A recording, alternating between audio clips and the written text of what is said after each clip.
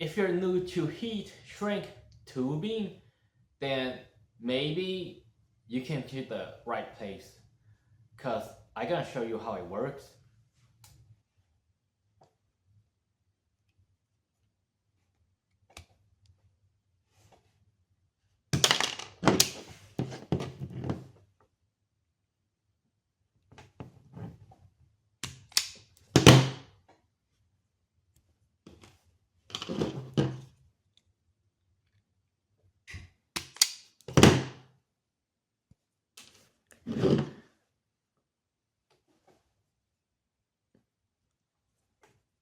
So I'm gonna just push these together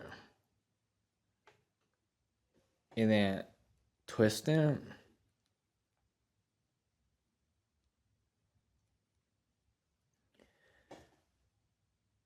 The right way would be to solder them, but I'm not gonna solder them because don't really need to. I'm gonna just throw it away after I do this. But if you're gonna make permanent connection, then you should solder the wire.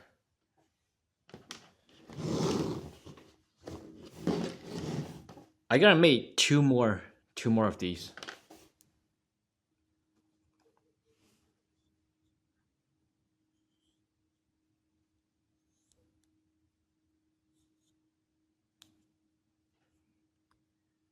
Okay, that's a good size. I'll use this same size for these other two wire.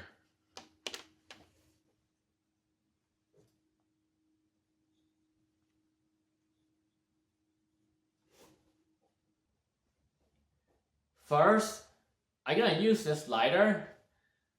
I know lighter gonna work because I used it before.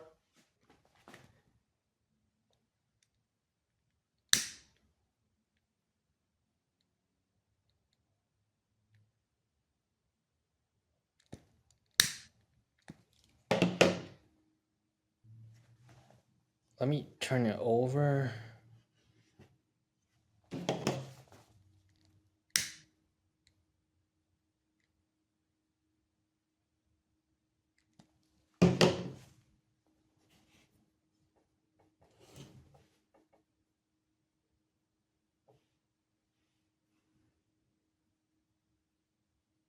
It looks good.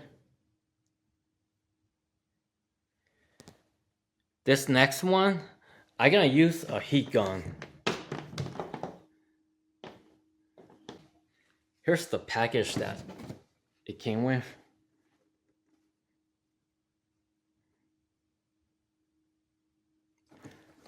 I bought this heat gun many years ago. I have never used a heat gun on a shrink tube before, but it should work. It looks like the heat gun have two settings. This might be the low, and this other button might be the high. This other end of the switch, it might be the high.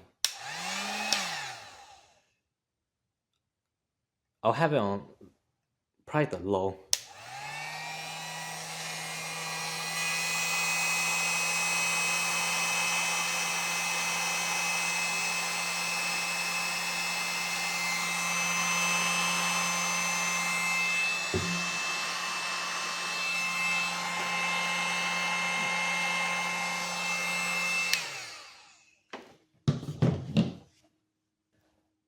I gotta make sure it's not hot. This part might be hot.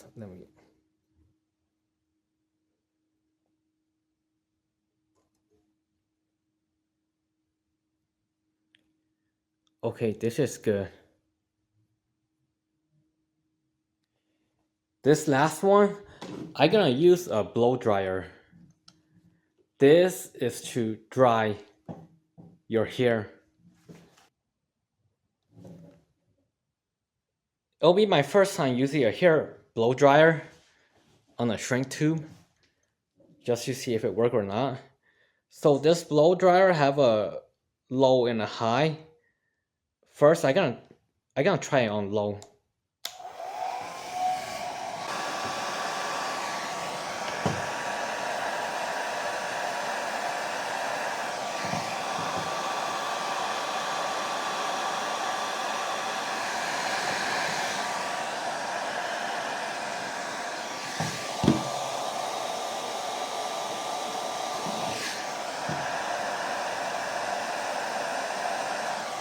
Low doesn't. I don't think low is gonna work, so let me put it on high.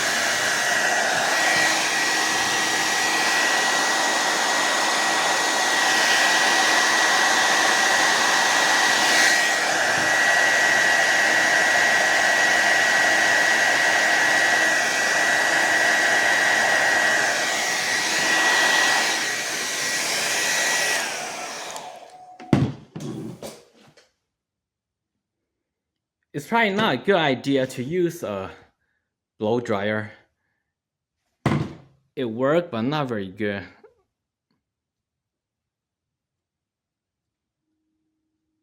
Because I could tell it did not shrink all the way.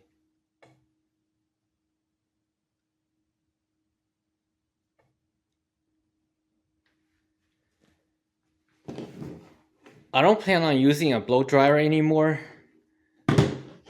The heat gun, it might be a little bit danger because there's gonna be a lot of heat coming from there.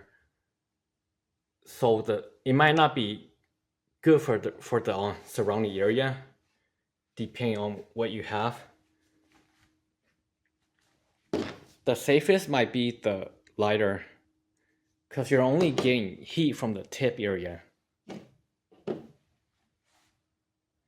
So you're not gonna burn anything else. But if there's any flammable stuff nearby, you don't want to use a lighter.